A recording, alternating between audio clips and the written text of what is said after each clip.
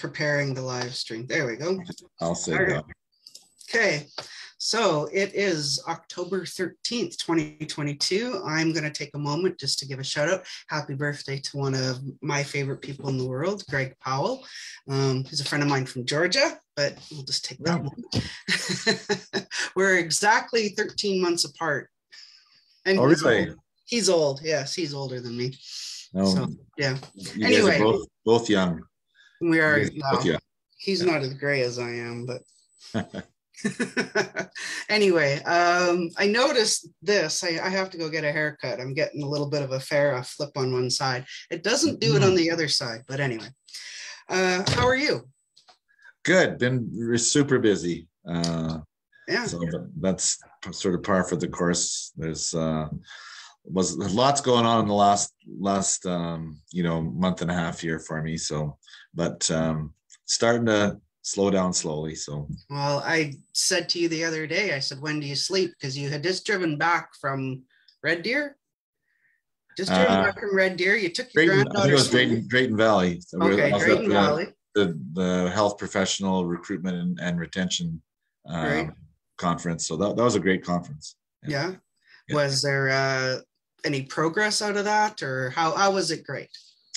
Well, I would say it's just the connections you made, and different communities reported on what they're doing, and just you get so many ideas of what we could do, to make things to I guess make it better for the people that are already here in our community working. It always seems like there's more of a focus on recruitment, but I think what I took out of that was it's probably more important to focus on the retention part, because that saves you from recruiting more often. Mm-hmm. Yeah, once you get them here, you give them the welcome wagon basket, and then you walk away. Yeah. So, but our committee's working pretty hard on that, and I think we're doing some pretty exciting things. We've sponsored 50 tickets for the Harvest Fest at the Ag Society, and we're going to distribute them to all the healthcare workers. We're paying for their ticket to attend that, and there's a few other things that we've got in the works. So. We're starting to do more things like that to hopefully make them feel appreciated and welcome in our community, because they, obviously they are. Oh, so yeah, that's such an important role for us. That's the what was it? Their beginning of November, is it that the Ag Society is doing? Yeah, that? Okay. Yeah, they're doing that. Yeah, so okay. It's a supper and dance. Yeah. So we thought, hey, that was one of our members on the committee members came up with that, and we said, yeah, that's a great idea. And we're also going to do something in Boyle. That's sort of up to our couple Boyle members to arrange for that, but we budgeted funds to do something, for all the health care workers in the community of Boyle. Okay. Where does the funding come from for this committee? It comes from the municipalities, the three municipalities. Actually, at our next committee, our next committee meeting, we're going to be going over the 2023 budget. So, and I think after our first year at the sort of the kick of the cat, we're probably going to have to increase our budget a little bit than we did originally. So, but it's live and learn and grow into things, right? Yeah. Province doesn't help out at all, even though they know that there's issues. No. Okay. Yeah. Okay. I mean, they help us out with the recruitment through AHS and through RPAP. I mean, those are great support. I don't know if to call them a system, but supports that help us with recruitment and retention, right? So, okay. So they do. It's not like, but they don't give us money for a specific budget, but there is support for committees. Okay, all right. We'll talk about AU quickly. So again, there were some recent changes to the board, and I did interview you for the article, but just to go back, are you happy with these new names now that you've had a few days to look and see who they are? And well, I think 4 of them were had to be appointed anyways because it was through resignations of their terms were up or they didn't want to go through with the second term. And then there was a couple actually that were replaced. And, going through the bios of the individuals, that were named, they're, very, some pretty impressive bios there. So, overall, that's the minister's prerogative. People sit on boards at the minister's discretion, right? And they have the ability to, I guess, to appoint. Most of the time, it's done through where names are people apply or names are put forward to the minister, and then he makes the consideration and does the appointments through an order of council. So, overall, we support what the minister is doing. Yes. So a while ago, town, county, who put the names forward for the couple people that were appointed this time? Oh, it was probably came from in consultation with the minister, and it was just people who they thought, if asked, would say yes. So we provided them with a couple of names that we had talked to. If there was ever an opening on the board, would you consider letting your name stand? So we put forward those names. Yeah. Okay. All right. So we have a new premier. Is that, I know that the town, the county had put more money towards the lobbying efforts, because are you concerned that maybe the new premier, Danielle Smith, might not have the same affinity for AU as?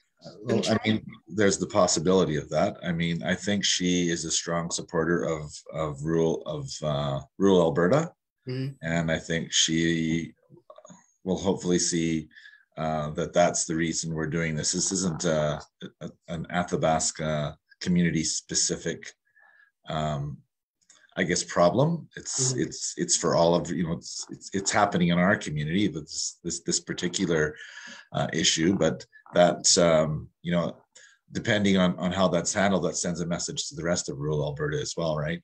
And I think she sees that as probably the most important thing going forward. But we also thought it wouldn't hurt to keep the lobbyist engaged to make sure that our voice is heard, and that's why the decision was made to do that. So, but it was also on other issues as well, such as healthcare, what's happening with the boil.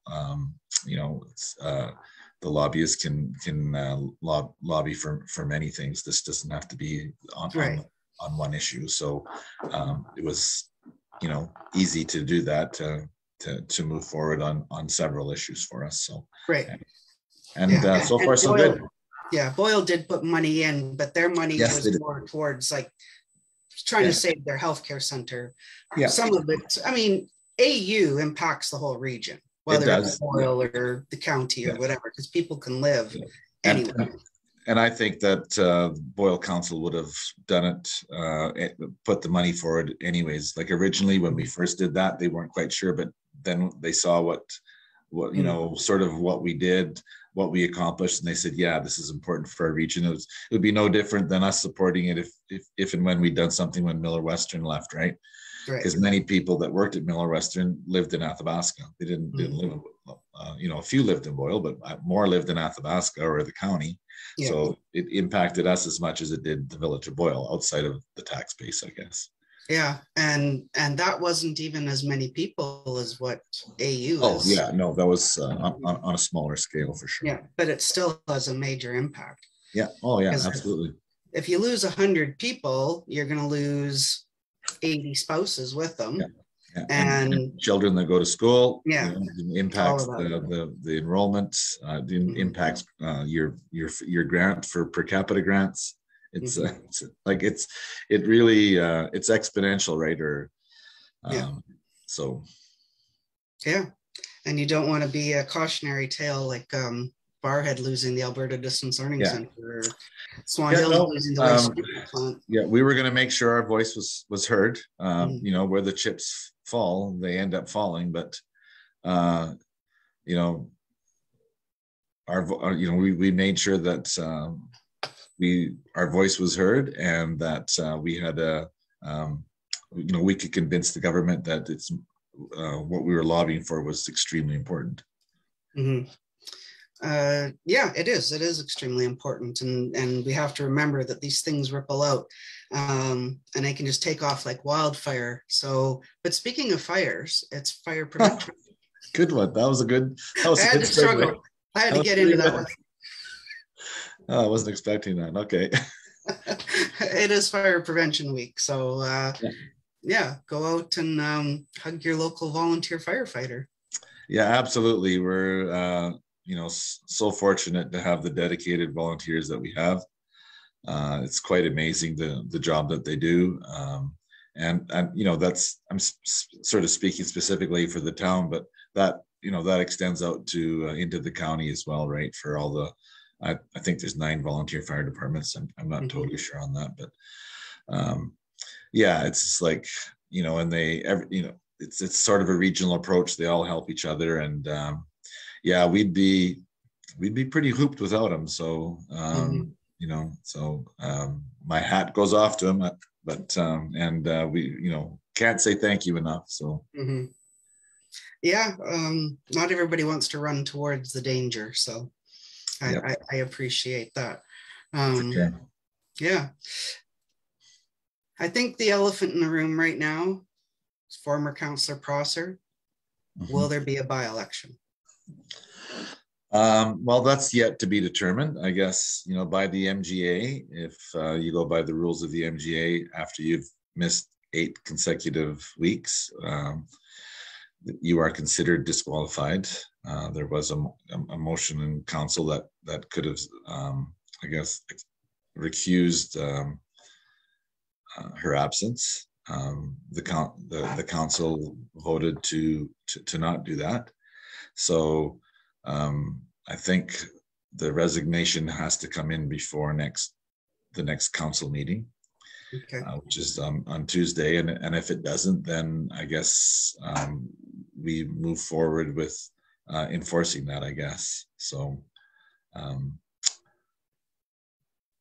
so that's where it kind of stands right now. So I don't really want to have a battle in the media about all the issues that went on. I mean, there was reasons for that council felt the way they did, and I'll leave it at that. Okay. You weren't at that meeting, were you? I was not. I was at that conference in Drayton Valley, so I missed that, along with the franchise fees that we had to, because we had a deadline for that. So that was decided at the same meeting as well. Okay. Going back on to the healthcare, Kendra Gilbert asked, she said she's curious as to your thoughts on the importance of mental health and wellness in our local community and on people taking medical leave of absences from the workspace. So I guess maybe this isn't the healthcare. This might be talking about Loretta, because she was on a Well, I mean, obviously, if individuals feel that that they need that help and they need that relief from work, that's they're very much entitled to it, and they should do that. Being on council is not like an employee. You're an elected official. It is different.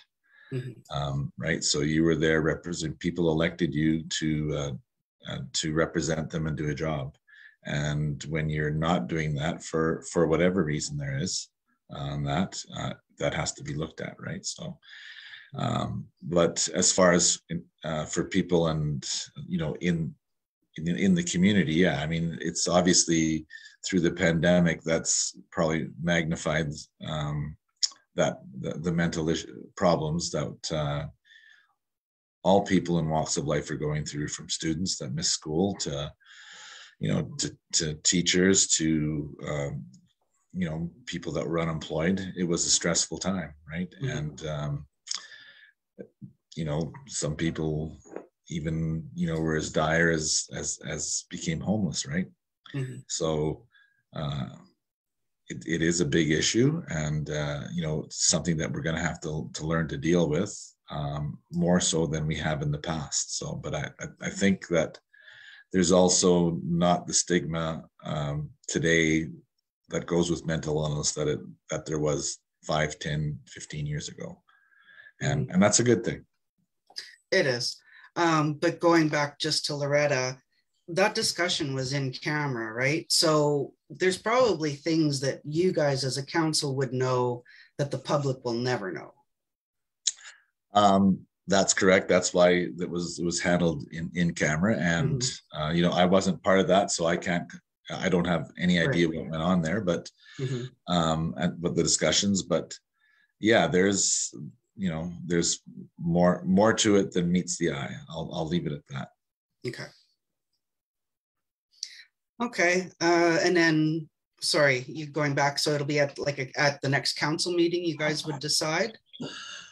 I think so. There'll be a discussion about it. I'm sure that the CAO will guide us through this, because this is something that we as elected officials don't really, we're not experts on it, right? So right. We'll obviously seek legal advice on that and go from there. Because there's still 3 years left. Yes, there is, right? So and I think that was so. There has to be a by-election by law. If it's less than 18 months, we could, because that's what happened at last term, right? Right. And things happen in people's lives that change, and just if you're not able to serve, that's not the end of the world. You have to you have to look after yourself first. So, and whether it's from job related or anything else, right? So you still have to look after number one first, and then How would that work with committees? Because when's your org meeting? You guys are having an organizational meeting, and so I've worked on that and talked with the other counselors. So we'll have to some counselors will have to get a couple more committees to sit on, but in this instance, Councillor Prosser wasn't on a lot of committees. So okay. And not the committees that were really time consuming. Those are already other councillors held those positions on those committees. Okay. All right. Well, that's good. Yeah. So nobody's going to be stuck picking up an extra heavy. Okay. No. Because some of them do take a lot of time. Yeah, you're right. Yeah. And there are meetings during the day too, which some of our councillors have jobs, and it's more difficult for them to to get time off to do that from their employers. Some of the employers have been very good, but for those of us that have a lot more time, then we sort of tend to take those committees to help, right? The daytime committees. So yeah. Okay. A homeless shelter update. So you told me ahead of time what happened here, but so what happened? Yeah. So the community group that is, I guess, doing this initiative, they've decided for now to pull their application. So there will not be need for a subdivision appeal board to meet and rule on that. They want to get more organized and deal with some of the issues from the community engagement session. And I guess part of it is that they want to make sure that they just don't want to be for now serving only part-time, like just the nighttime, provide a place to sleep. They want to make sure when they open that they're more 24/7. Okay. Because then that will tackle the problem.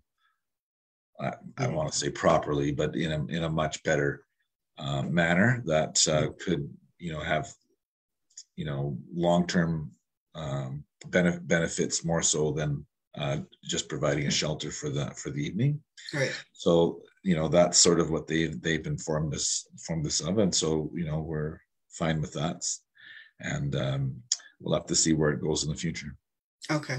How does that work though with the building? So as a nonprofit, do they still have to pay property taxes, or? If they, if they take possession of the building, yes, they will still have to make, for now, until they would have to apply as a society, and that would have to be different. So that would be a separate application, I would believe. But for now, yeah, they'll have to continue paying whatever the taxes are on that piece of property. Okay. All right. Which, what, just like a rough estimate?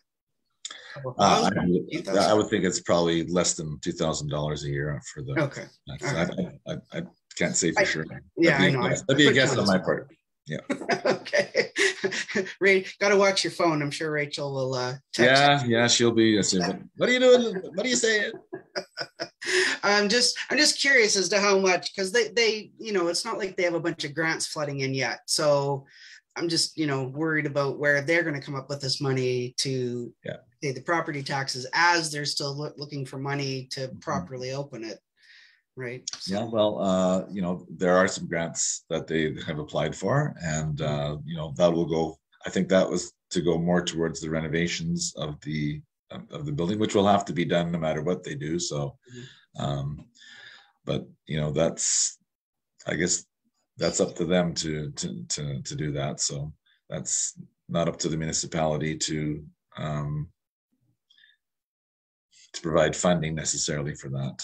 Or so we'll just have to wait and see what their business plan brings forward, because that's one of the things they wanted to work on, right? Was a concrete business plan moving forward. Okay. I don't know if this is my lovely town of Athabasca water. Oh, yeah. Thank you. It's very good. A bunch of people got these. I'm not bought off by the town, just so you know. It's a good way to remind me to drink my water. Anyway, speaking of water, there was an article in the paper. The county is considering investigating the possibility of maybe they turn the infrastructure over to the Water Commission, and they step back. For their infrastructure. For their infrastructure, yes. Well, their infrastructure is significantly less than what obviously the town has, right? Mm-hmm. So, I mean, they would have the village of Collington. Right. So, the pipeline to the village, right? Yeah, but the pipeline is already owned by the commission. And they maintain that. So it would just be where it leaves the commission pipeline into where the chain of custody is currently now. They would just remove that, and they would do that. It would also be the same in Grassland and also in Montgomery River, I imagine, right? So those are the three communities I think that they would be looking at, because anyone who's hooked up along the other way is were private hookups on or co-ops that hooked onto the commission line. So okay, so the three pipelines, Athabasca to Collington, Collington to Boyle, Boyle up to Wandering River, those are all already owned by the commission. It's just the actual Collington, Boyle, Grassland, Wandering River inside those communities that the county is. Right? And Athabasca is separate as well, right? They all have their own infrastructure, right? So, and I don't know how that would work as far as for replacement of infrastructure. That's going to have to be a pretty detailed agreement that maybe they provide them with money to take that over, because some of those assets are pretty old and will need replacement, right? So was this a shock to you, or had this been something that was brought up at a tri-council, or? No, it's not. It was never brought up at tri-council. I think one of the issues that brought up at tri-council was going to a flat rate. That's the same for whether you live in Wandering River or in the town of Athabasca or Grassland or whatever the commission services would switch to a flat rate, which would mean an increase to the largest user, which is us. So, So, you know, so there would have to be some discussion on that if we go down that, if and when we do go down that road. mhm. But that's one of the things that I think will be discussed going forward. Right. So the county is looking at getting out of it because they subsidize the users, and in their last budget they made a motion that, you know, they have to get that utility to at least break even. The town also subsidizes. We do, probably to a lesser degree than the county had, but yeah, we don't. Our recovery on our utilities aren't 100%. Right. So some of that is absorbed by the general pot, which I guess, you know, and the reason for that being is we try to, I guess, lessen the blow to residents and businesses in doing that. You know, that's another discussion to be had later, right? So do you treat it like a real utility, like gas and electricity, where you know, the private companies, they charge to get full recovery on their expenses? Yeah. You know, we've never done that. We're probably at, I guess, at 90% of recovering our, so it wouldn't be a big stretch for us to go for full cost recovery. And me personally, I can't speak for all of council. If there was will to go that way, we would do it gradually. Right. We wouldn't do it at a one-time hit. That would be too much. But you know, we said, okay, we're going to do this over a 5-year period, and then do it incrementally, right? So. Right. Yeah, do a 2 and 2. If that was the case, there's been no discussion on doing that yet. So I don't want to get any risk going, but you know, I could see it if we were to decide to do that. That's kind of what it would look like. So I found out something interesting is that there's still people within the town limits that have wells. There is a couple, yes. There is a few, and there's some that have sewer pump outs as well, right? So they're grandfathered in. Yeah. So and part of it is because the expense to where those wells are to replace them with a water line are like it makes it extremely expensive to pass that on to the to the landowner that's going to be serviced. And I don't necessarily think it's fair for everyone to shoulder the cost to do that as well. So until it makes economic sense and there's some fairness in there, it probably won't happen. Okay. So there's not that many though, you're saying? No, there's very few. Okay. So if this happened, I mean, obviously it would have to be a negotiation. You don't want, you know, the county to lay it on heavy on Boyle and you guys, and now you're picking up more. Yeah, I mean, it would have to make it has to make overall sense for. I'm not saying that we absolutely wouldn't do it, but I think there's some ways that we could look at it. Whether, you know, the largest user maybe gets a user rebate, a large discount rebate, you know, to make it fair, at least for a while, until that it's blended to, you know, it's equal, but you know, so, you know, those are, and those will be part of discussions if we decide to go down that road. And those discussions will initially happen at the Water Commission level, and then at each council level as well, if it were to proceed. If county pulls out and divests this, would they still have you know, they're 2 councillors at the table?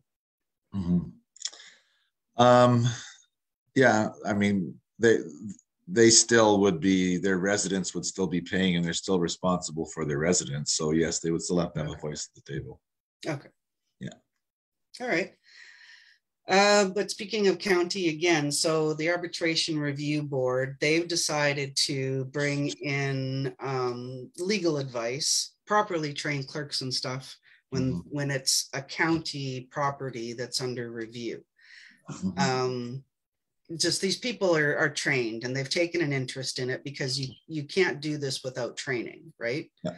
It's very, very complicated. Just reading about it to write the article, I thought, wow, this is, but would the town consider doing that? Or do you think that you guys have enough knowledge, expertise to handle the few that come up? Well, I think the volume that the county has far exceeds what we have. So I think it makes, at this time, perfect sense for them to do that. Mm-hmm. I think based on a couple of the decisions that happened in the past, sort of drove this, that they weren't the best decisions made by the board previously on a couple of things. So I think they learned from that this would be a better way to go. So it's up to the county to make that decision. Would we do it? Would I be in favor of it right now? If it was totally made regional, possibly. And if we could all contributed to that, so that whenever there were cases out, that this regional appeal board was making the decision, and it was highly trained professionals that are on that, it's something that maybe we should look at. There's been no discussion of that to date. Okay. How often does the town have an appeal? Once in the previous council, and this would have been our first with the homeless shelter this time, but now that's gone away. So I don't know, like I would say 1 or 2 per term. So it's not a lot, right? So no, exactly. If there becomes more development, probably by reason there would be more appeals, because that's just the nature of when development applications. Some people have the right to appeal them and don't agree with the decision that council made of the day. So, and they have the right to appeal that and be heard. Mm-hmm. So, but it's not very many. Okay. The franchise fees. So those were increased 2%. Was it Fortis and would be, well, used to be AltaGas. They're now Apex. That's right. Yeah, I got to get used to calling them that. Yeah, exactly. So what does break down who pays property taxes and who pays franchise fees? Okay, so everybody pays franchise fees. Property taxes are only residents and businesses, all institutional, churches, hospitals, government facilities. None of them pay contribute any tax dollars to the community. So when we raise franchise fees, we're at least able to include them and get revenue from them that helps support all the other residences and the businesses. Now I realize the residents and the businesses get that 2% as well, but hopefully that in raising the franchise fees, that will allow us, when we get into our budget deliberations, which will be right away, that we can possibly hold the line on taxes or not raise them as much if we have to raise them due to that, because that's we have to get that revenue from somewhere. Inflation has hit every household and every business, but it also has hit the municipality, right? And we've been pretty frugal, I think, in tightening our belt, and so if we want to continue providing the level of service that we do, sometimes that comes with an increase and if we hear different from the public, then we may look at it differently as far as the level of service that we are providing, because that is the alternative, is to cut services. Really, that's our only alternative, right? And so what would that look like less snow plowing? Well, maybe not less snow plowing, maybe less snow removal, right? In residential areas, which, can be an issue. Some of like a winter like last winter, then the streets got extremely narrow, and I know they were rough because we hadn't bladed them quite as much, but because the snowpack. But at least we got out and cleaned all the and made it much more serviceable then. So if that happened and we really needed to cut the level of service, one of the things would be to just let that melt and keep blading that snowpack down. So at least the road wasn't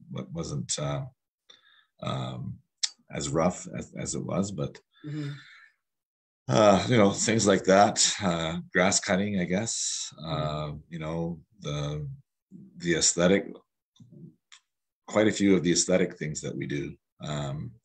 Do we want to cut our beautification program where we have our flowers downtown that everyone loves and brings people in? Do we, recreational, do we close the amount of hours the multiplex is open? Those are the things that would have to get cut to save money. And, that until we hear from the public that that's what they want, I'm of the thinking that they would prefer a slight increase as opposed to going that route. Right. Everybody complains. I might get a few calls now after I said that. Yeah. Well, but that's the thing. Like, nobody wants to pay more, but when you really look at, what you can use. So we have a question that says, how much does the town pay towards the beautification program yearly? I believe it's about $35,000 to make the town look the way it does. As far as that's our contract for all the hanging baskets and the flowers that are every year, and then the maintenance and watering all year long to look after that. So I think it's a good investment personally. Yeah. So all of the flowers in those ones with the pebbles, right? That's all town. Yeah, everything everything on the riverfront, all the hanging baskets, a lot of the stuff on Main Street, and all the planters, all of that is part of that contract. And then some businesses. There's businesses that do that too and make their businesses look awesome, and I thank them and commend them so much for doing that. They're getting on board with making our town look better, and I would say we'd get more positive comments on that than we get on anything else from visitors in our town. They actually take the time to phone the town office or talk to staff and let them know that they really appreciate it. And it's one of the most beautiful towns that they drive through. So yeah, it's hard to knock that. Yeah, and this year in particular, they were. Yeah, Lois does an amazing job. So. Hopefully she'll keep doing it for another 30 years. Yeah. She'll kill me for saying that. Yeah, exactly. Okay. So there was a denial we're going to go over time just because we had to push this back a little bit. Somebody had to travel. Why was there a denial to the food bank request for the $10,000? I think one of the biggest concerns was that it was it's giving municipal money onto it's a private enterprise that's doing that. So we were going to try and find other ways to maybe get them some money other than through that means to build a building on a piece of private land to give municipal money for that. They do. I can't say enough of the job that they do for our community to help feed the community for those that need it when they need it. So it's not like we're against giving them some money, but it was giving them money in that particular instance and in that way because it was for a structure on private land. Okay. So that was the biggest reason. Okay, got it. Okay. Other than the RCMP are holding a virtual town hall October 26th online. That's what virtual means. From 6 to 8. So people can go sign up for that and express their concerns or delight. Yeah. and get informed as well, right? So there's probably lots of things that the public doesn't know what our RCMP constables and staff are doing, and it's a good way to get engaged. And I think if you're not gonna take the opportunity to engage, it's you should be. I don't know the right way to put this, but that's a way to be heard, as opposed to just to complain at the coffee shop, right. And in a constructive way, and in a way that your voice is heard, where there maybe can be a change made. So I encourage everyone to spend an hour online in the evening, and I think it's in the evening, right? Yeah. So and ask questions and let's try and make our community a safer place, but let's do it together. Mm-hmm. Well, and that can be said about anything, right? Everybody's an armchair politician until the election comes. There's only a handful of people that run. And then once they get elected, they're supposed to be an expert on everything. Exactly. Right now. Yeah. Oh, yeah. Well, you got elected. You must be an expert. So. Yeah. Exactly. Yeah. So, all right. Well, was there anything you needed to bring up, or? I don't think so. I think we covered. It seemed like a lot of topics today. Mm-hmm. So we're just rifling them through them. So let's looking forward to. I guess personally, our big party that the Rotary is going to have at the for the celebrity dinner on Friday, October 28th. If anyone doesn't have their tickets yet, it's going to be a really fun night, and a good opportunity to have the community come together. There's that one, and there's the community Christmas dinner. So 2 events, relatively, I guess they're about a month apart, but so a great chance to dance, the Ag Society and the Ag Society dance as well, right? So we're sort of getting back to normal, and where we're people aren't so scared to get out in public and enjoy each other's companies, and that's long overdue. Oh, and we should do a quick plug for the library, because tonight they're hosting the Kairos blanket exercise, and it's open to anyone. Right. So yeah, that's right. Yeah. So I think you had to register for that, though, didn't you?